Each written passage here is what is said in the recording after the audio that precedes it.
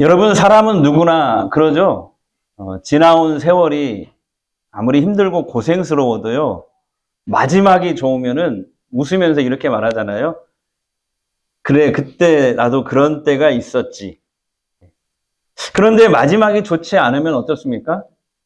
그동안의 모든 그 어려운 순간들이 다 한으로 남고 억울함으로 남아요. 자, 그렇다면 우리는 어떤 미래를 만들어야 할까요? 지금까지 인생이 잘 되었든 조금은 꼬였든 상관없이 하나님이 바라보시는 우리의 미래는 어떤 모습이어야 할까요? 저는 오늘 그 답을 요한복음 5장 이 베데스다 연못가의 38년 된 병자 이야기 속에서 찾아보려고 합니다.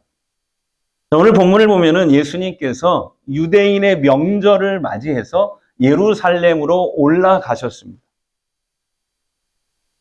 명절이라 도시 전체가 사람들로 북적였습니다. 그런데 주님이 향하신 곳은 성전이 아니라 예루살렘 성전 옆에 있는 양문 옆에 있는 베데스다 연못이었습니다. 원래 이곳은 빗물을 모아서 생활 용수로 쓰던 저수지였는데요. 시간이 점점 지나면서 성전에서 하나님께 드리는 제사에 사용되는 제물을 씻는 그런 정결 의식의 장소로 바뀌었습니다. 그런데 어느 날부터 이곳에 이런 근거 없는 소문이 퍼지기 시작했어요. 이런 소문이었어요. 가끔 천사가 이 연못으로 내려오는데 그때 물이 막 움직인다. 그래서 물이 움직일 때 제일 먼저 들어가는 사람은 어떤 병에 걸렸어도 다 낫는다더라. 이런 소문이었습니다. 그래서 그때부터 수많은 병자들과 그 가족들이 그 연못가로 몰려들었어요. 물론 실제로 그런 일이 일어났다는 증거는 없었습니다. 그런데도 사람들은 그 희미한 희망 하나에 매달려서 물이 움직이기만을 기다리는 것이죠. 그곳에 38년 된 병자도 있었습니다. 이 사람은 몸을 제대로 가누지도 못했어요. 아마 중풍병에 걸린 것 같아요. 더욱이 안타까운 것은 이 사람은 아무도 이 사람을 도와줄 가족도 친구도 없었다는 것이죠. 그의 인생은 정말 그야말로 외로움과 절망 그리고 고독의 상징이었습니다. 그런데 바로 그에게 예수님이 다가오신 겁니다. 그리고 이렇게 물으십니다. 네가 낫고자 하느냐? 이 38년 된 병자는 이렇게 대답하죠. 주여, 물이 움직일 때 나를 저 물에 넣어줄 사람이 없습니다. 그러니까 이 사람의 대답 속에는 세상의 방식으로는 더 이상 희망이 없다는 그 고백이 담겨 있는 것이죠. 그동안 38년 동안 세상의 경쟁과 소문에 매달려 봤지만 얻은 것은 구원이 아니라 더 깊은 상처와 외로움 그리고 좌절뿐이었습니다. 자, 사랑하는 여러분, 이 베데스다의 풍경 오늘 우리가 사는 세상과 너무 비슷하지 않나요? 내가 먼저, 내가 이겨야 돼. 그러면서 강한 자가 약한 자를 짓밟고 남보다 앞서기 위해서 발부둥칩니다. 그렇습니다. 베데스다는 경쟁의 자리잖아요. 이웃을 돌볼 여유가 없어요. 그래서 이곳에는 자비도 없고 사랑도 없습니다. 오직 약육강식의 법칙만 살아있어요. 강자만이 살아남는 곳. 바로 그런 세상이었습니다. 게다가 이 베데스다의 믿음, 헛된 속설이잖아요. 정말 그 물이 움직일 때 거기에 제일 먼저 들어가는 사람이 병이 낫는다는 보장이 어디 있습니까? 그런데도 거기에 모여든 사람들은 그런 막연함에 그런 속설에 희망을 걸어요. 우리도 마찬가지잖아요. 이 세상에 떠도는 수많은 속설들이 있잖아요. 사람은 돈이 많아야 행복할 수 있어. 그런데 보십시오. 돈이 많아도 불행하게 사는 사람들이 얼마나 많습니까? 어떤 사람들은 그래도 성공해야, 높은 지위를 얻어야 존경받아. 등등등 이런 세상의 헛된 속설과 믿음이 우리 마음을 지배하고 있잖아요. 그래서 성공하기 위해서 돈을 좀 더 벌기 위해서 수단과 방법을 가리지 않습니다. 결국 어떻게 돼요? 마음이 병들고 관계가 무너지고 자신의 영혼이 피폐해지는 것입니다. 38년 된 병자처럼 우리 주변에도 이런 세상의 경쟁 속에서 밀려나서 절망 가운데, 외로움 가운데 누워있는 분들이 너무나 많이 있습니다. 그러면서 막연히 이렇게 기대를 품죠. 누군가 나를 좀 도와주면 좋겠는데 하면서 기다리지만, 그러나 세상은 그런 사람들을 더 밀어냅니다. 혹시 지금 여러분 중에서도 그런 분이 계신가요? 정말 열심히 노력했는데 인생이 풀리지 않는 분. 내가 내 가정을 위해서 최선을 다했는데 여전히 관계가 무너진 채로 남아있는 분. 세상의 방법으로는 도저히 답이 보이지 않아서 좌절한 분들이요. 그런데 오늘 그런 분들에게도 우리 주님이 찾아가십니다. 그리고 조용히 물으십니다. 네가 낫고자 하느냐? 옆 사람에게 당신이 낫고자 하십니까?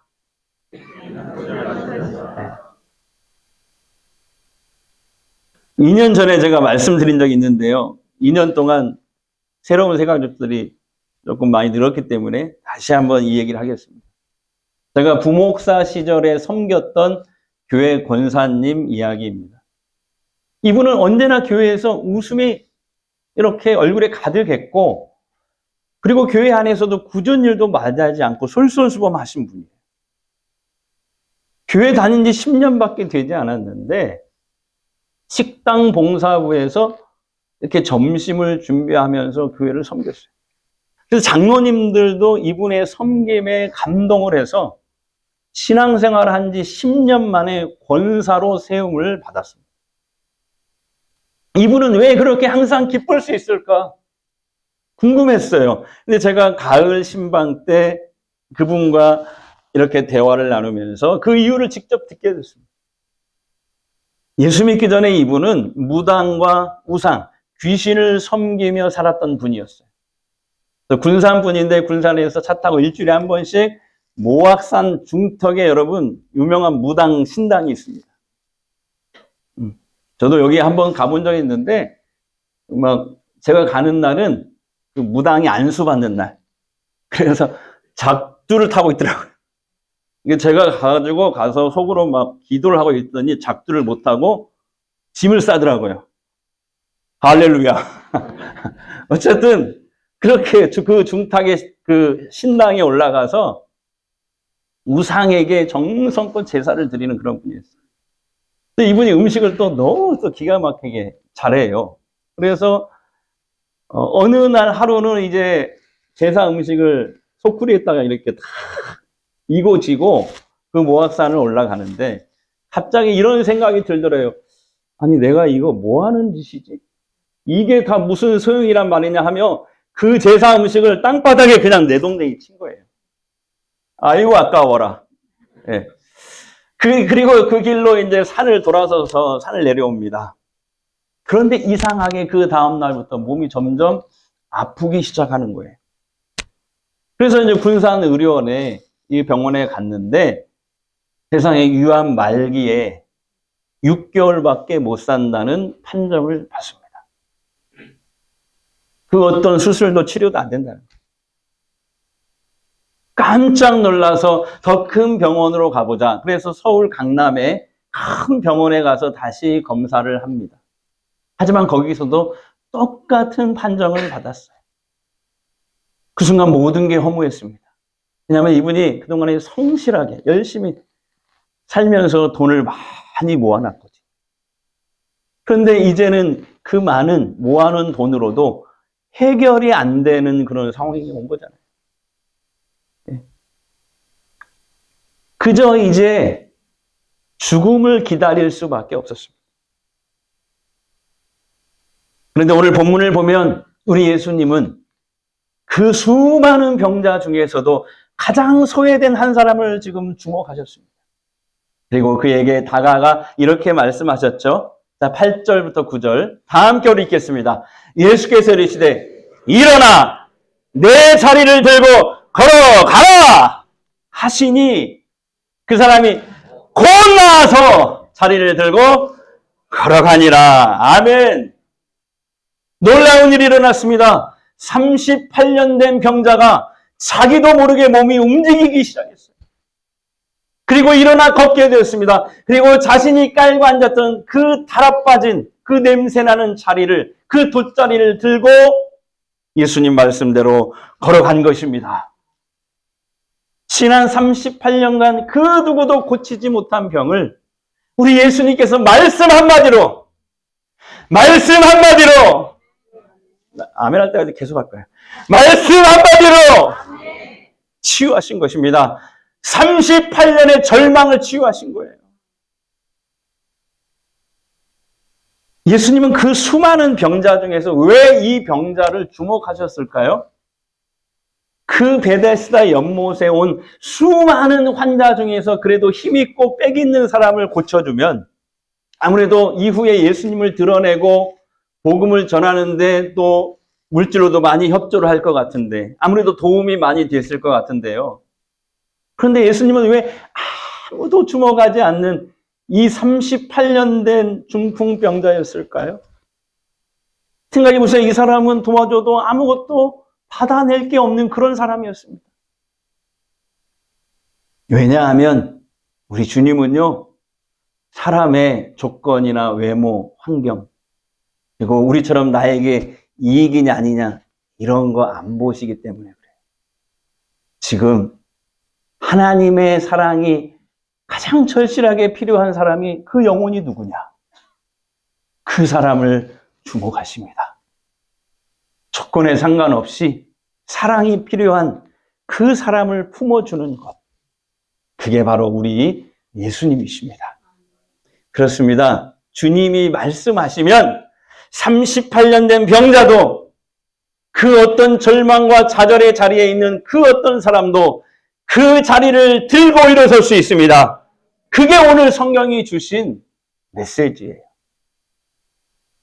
사랑하는 여러분, 그때 2000년 전에 그 베데스다에서 들렸던 그 주님의 음성이 오늘 저와 여러분의 마음에도 들려지기를 축복합니다. 일어나 내 자리를 들고 걸어가라! 아멘! 주님은 지금도 여러분의 인생 한가운데 찾아오십니다. 그리고 우리의 마음의 문을 두드리십니다. 그리고 우리에게 손을 내미십니다. 내 손을 잡으라고. 근데 우리가 주님의 손을 잡는 그 순간 말도 안 되는 일이 하나님과 동행하는 그 삶이 실제로 우리의 삶 가운데 펼쳐지는 것입니다. 아까 위암 말기로 6개월밖에 못 산다는 그분요, 서울의 큰 병원에 가서 검사를 합니다. 근데 거기서도 똑같은 판정을 받았습니다. 좌절했습니다. 절망으로 얼굴이 하얗게 자색이 돼서 병원에서 나왔습니다. 병원에서 해줄 수 있는 게 아무것도 없었어요. 그래서 혼자 전철을 타려고 이렇게 지하철 입구로 고개를 숙이며 가는데, 근데 어떤 할머니가 갑자기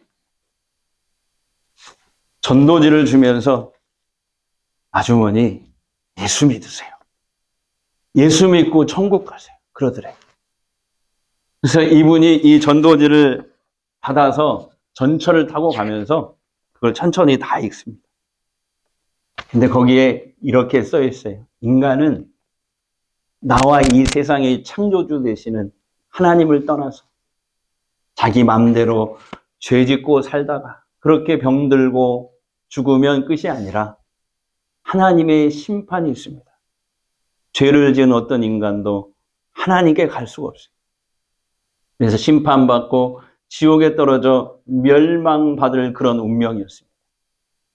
하지만 우리 하나님은 그런 우리들을 불쌍히 여기사 우리들을 구원하기 위해서 아들 예수님을 세상에 보내셨습니다. 하나님이셨던 그분이 인간의 몸을 입고 인간을 구원하기 위해 이 세상에 오신 것입니다. 하나님은 이 예수님을 우리들의 모든 죄를 다 짊어지고 십자가 위에서 대신 죽게 하셨습니다. 그리고 죽은 지 3일 만에 부활하게 하셨습니다. 그분이 유일한 구원자라는 것을 증명하시기 위해서. 그리고 이제 누구든지 예수 믿으면 죄 사함 받고 하나님의 자녀가 된다고, 믿는 자는 죽으면 죄 때문에 심판받지 않고 지옥 가지 않고 천국에서 영생을 누리며 살게 된다고 성경에 하나님이 약속을 해 놓으셨습니다. 그런 전도지였어요. 그런데 이상하게 이 전도지 속의 글이 하나하나씩 이분의 마음속에 와서 쾅쾅 박히더래요. 집으로, 군산으로 다시 내려옵니다. 그리고 교회 다니는 친구에게 오랜만에 전화를 걸었어요. 친구야, 나도 너 따라서 교회 가고 싶다. 그래서 다음 주일날 난생 처음 교회를 갔어요. 40몇 년 인생에 난생 처음 교회를 갔어요. 그런데 첫날 주일 예배를 드리는데 그 교회 목사님이 설교를 다 마치고 치유 기도를 하시더래요. 여러분, 아픈 곳에 손을 대십시오. 이 시간 주님이 원하시면 어떤 질병이라도 고침받을 수 있습니다. 내가 나사렛 예수의 이름으로 명하노니 모든 질병은 떠나갈지어다. 내 몸에 예수의 흔적이 남게 하옵소서. 당시 그 교회 목사님이 누구냐? 여러분도 잘 아시는 양태훈 목사님이십니다. 오늘 다른 교회 설교하러 가셨어요. 설교를 마치고 그렇게 치유 기도를 함께, 교인들과 함께 하는데, 손을 얹고 기도하는데, 그때 이분이 교회에 온 첫날 놀라운 체험을 합니다. 갑자기 영적인 체험이죠. 큰 불덩어리 하나가 강단에서부터 자기를 향해 날아오더니 자기 몸을 탁 강탈을 하더래요. 그때부터 몸이 너무 뜨겁기 시작해요. 식은땀이 막 흐릅니다. 그러니까 여러분, 우리식으로 얘기하면 이분이 교회 처음 간 날 뭘 받은 거예요? 성령의 불을 받은 것이죠. 근데 이 열이 계속 그 다음 날에도 계속 몸에서 열이 나고 식은땀이 나니까 아파서 다시 그 군산 의료원에 갔대요. 그래서 반나절 이렇게 검사를 하고 이제 선생님이 그 다음 날 이렇게 얘기를 해주는데 이렇게 말하대요. 참 이상하네요. 참 신기하네요. 암이 다 사라졌습니다. 할렐루야. 우리 주님은 지금도 우리의 마음을 두드리고 계십니다. 계시록 3장 20절 말씀입니다. 다 같이 읽습니다. 시작. 내가 문 밖에 서서 문을 두드리고 누구든지 내 음성을 듣고 그 문을 열면 나는 그에게로 들어가서 그와 함께 먹고 그는 나와 함께 먹을 것이다. 마음의 문을 연다는 것은 구주 대신 예수님을 영접하는 것입니다. 믿는 것입니다. 여러분, 주님께 여러분의 마음의 문을 여십시오. 주님이 내민 그 손을 잡으십시오. 그럼 주님이 날마다 여러분과 동행하시는 새로운 인생길이 펼쳐질 거예요.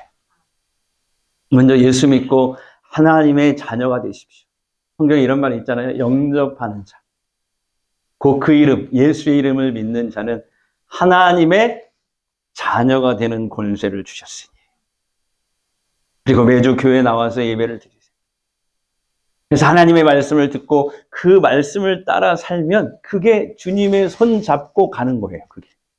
예배 드리고 말씀을 듣고 그 말씀 따라 가는 것이 주님의 손 잡고 가는 거예요.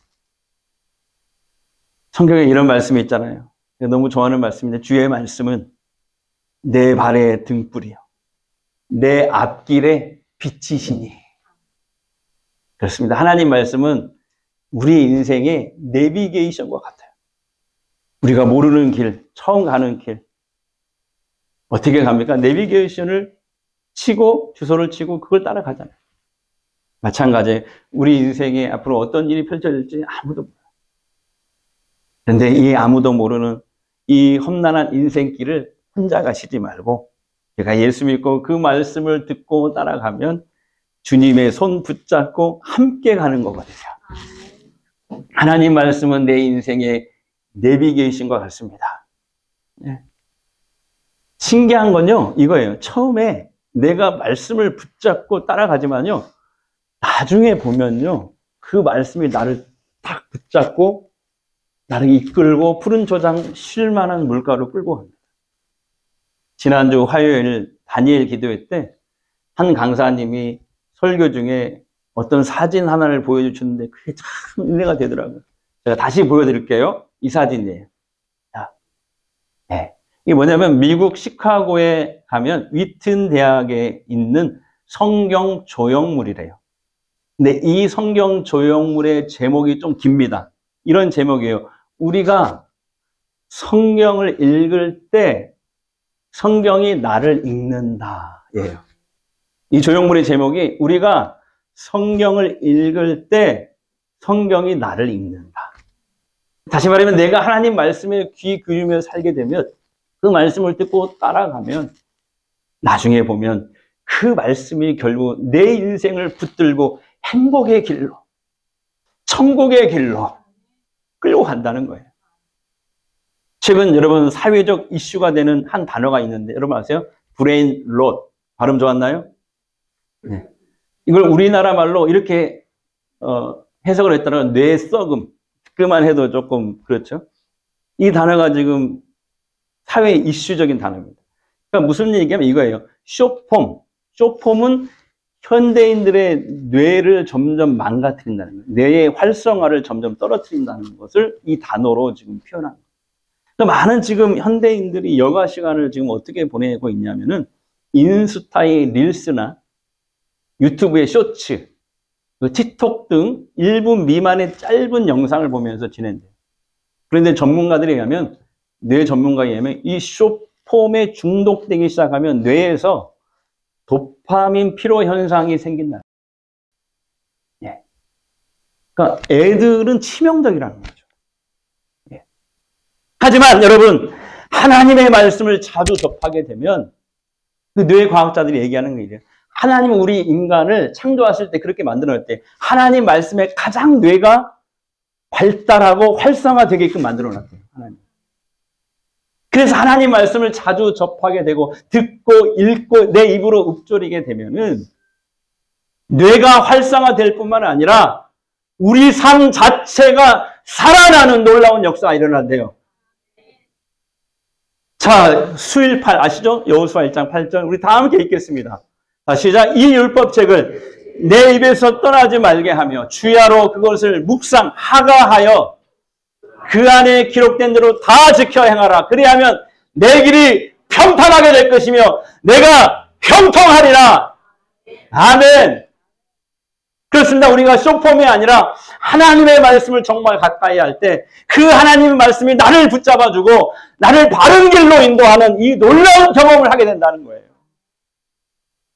그리고 지난주에 어떤 분이 이게 제자 훈련을 하는데 이런 질문을 하더라고요. 목사님, 하나님 말씀 좋다는 거 알아요. 근데 맨날 하나님 말씀 보면 맨날 네가 먼저 참아라. 네가 먼저 양보해라. 네가 그냥 줘라. 맨날 이렇게만 말씀하시는데 그렇게 살면 손해보거든요. 그러면 우리는 뭐 먹고 삽니까? 이렇게 그냥 질문을 하더라고요. 내가 뒤에서 식은땀이 갑자기 쫙 났어요. 순간에 기도했어요. 하나님, 뭐라고 답변해야 될까요? 그때 하나님이 놀라운 말씀을 생각나게 하셨어요.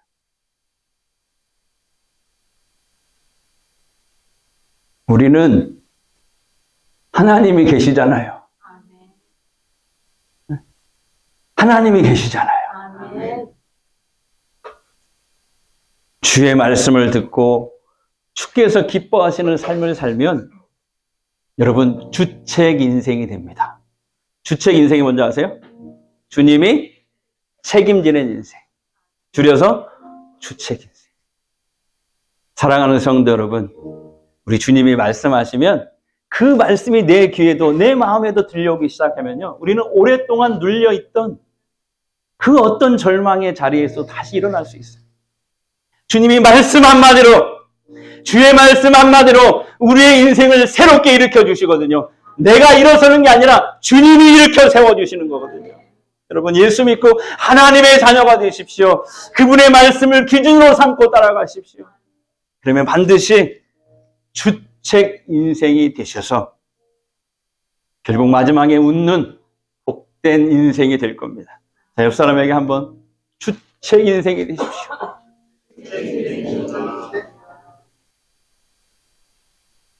주와 함께 그 복된 미래를 열어가시는 주님의 거룩한 종들이 되시기를 주의 이름으로 축복합니다. 나의 평생에 가장 복된 일은 내가 예수님을 만난 것이라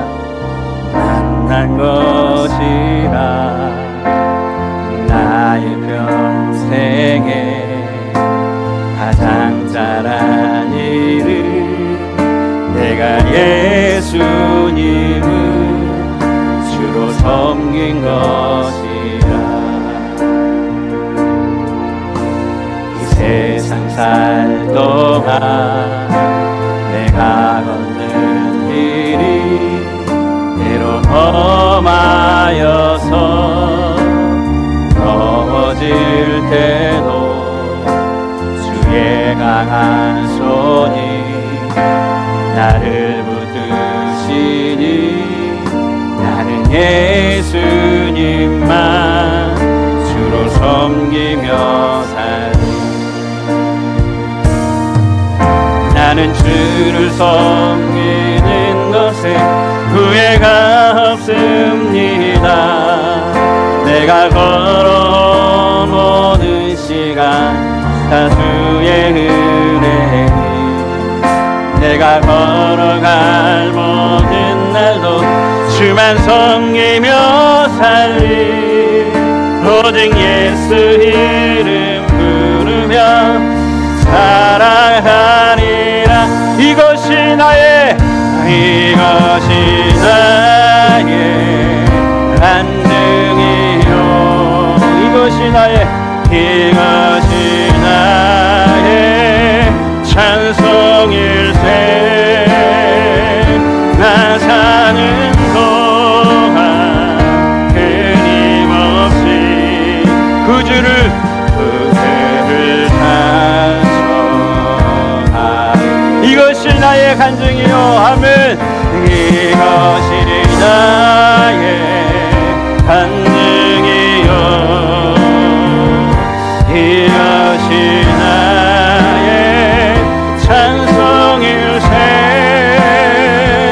나 사는 동안 끊임없이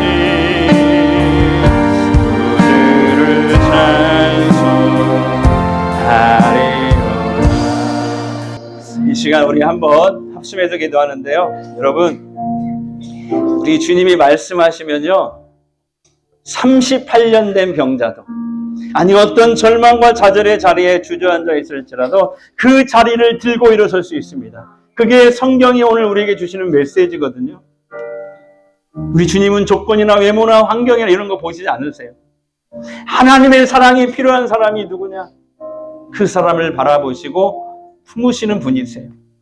주님, 내게도 말씀하셔서 저를 이 절망과 좌절의 그 자리에서 다시 일어서게 하시옵소서. 성령님, 이 시간 나를 터치하여 주시고 새 힘을 허락하여 주옵소서. 우리 잠시 합심으로 기도하겠습니다. 우리 아버지 하나님 감사합니다. 우리 주님이 말씀하시면 38년 된 병자, 그녀 어떤 절망과 좌절의 자리에 앉아있을지라도 그 자리를 들고 일어설 수 있습니다. 우리 주님은 조건이나 외모나 환경 이런 거 보지 않으시고 하나님의 사랑이 필요한 사람들을 바라보시고 품으시는 분이십니다. 주님 내게도 말씀하셔서, 주님 내게도 말씀하셔서 절망과 좌절의 어떤 자리에 다시 일어서게 하옵소서. 성령의 이 시간 우리를 터치하여 주시고 새 힘을 허락하여 주시옵소서. 주님 도와주시오. 주님, 우리 주님이 원하시면 우리의 어떤 질병도, 우리의 어떤 인생의 문제도 해결받을 줄 믿습니다. 우리 주님은 얼마든지 말씀 한마디로, 그 말씀 한마디로 우리를 절망과 좌절의 자리에서 다시 일으키시는 유일한 구원자이십니다. 우리가 더 이상 방황하지 않고 이 절망과 좌절의 자리를 들고 다시 일어설 수 있도록 주님 내게도 말씀하여 주시옵소서. 내 자리를 들고 일어나 걸어가라. 내 자리를 들고 일어나 걸어가라. 우리 주님이 말씀하시면, 주님이 원하시면 회복될 줄 믿습니다. 새로운 인생을 살아갈 줄 믿습니다. 시간 아픈 곳에 손을 대고 기도하겠습니다. 여러분, 이 시간 주님이 원하시면 어떤 질병이라도 치유될 줄 믿습니다. 마음이 힘드신 분은 두 손을 가슴에 얹으십시오. 각색 병자들과 귀신 들린 사람들을 고쳐주신 주님, 내 믿음이 너를 구원하였느니라. 이 말씀에 의지하여 구하오니 나의 병든 몸을 고쳐주옵소서. 주 하나님의 약속과 능력과 자비를 믿고 간구하오니 나의 영육을 치료하여 주옵소서. 치료의 하나님, 이 시간 의로운 해를 비춰주옵소서. 치료의 광선을 비춰주옵소서. 성령의 불로 병의 근원을 태워주옵소서. 고쳐주시옵소서. 주님의 피 묻은 손으로 안수해 주시고 성령의 기름을 발라주시옵소서. 특별히 기도합니다. 표용기 장로님, 하나님 중환자실에서 생사를 오고 가고 있다고 합니다. 주님, 이 시간 찾아가셔서 어루만져 주시옵소서. 주님의 피 묻은 손으로 만져 주시옵소서. 이제 내가 나사렛 예수의 이름으로 명하노니 병만은 물러갈지어다, 악령은 떠나갈지어다. 주님 만져주신 줄 믿습니다. 고쳐주신 줄 믿습니다. 내 몸에 예수의 흔적이 남게 하옵소서. 하나님의 살아계심을 보게 하옵소서.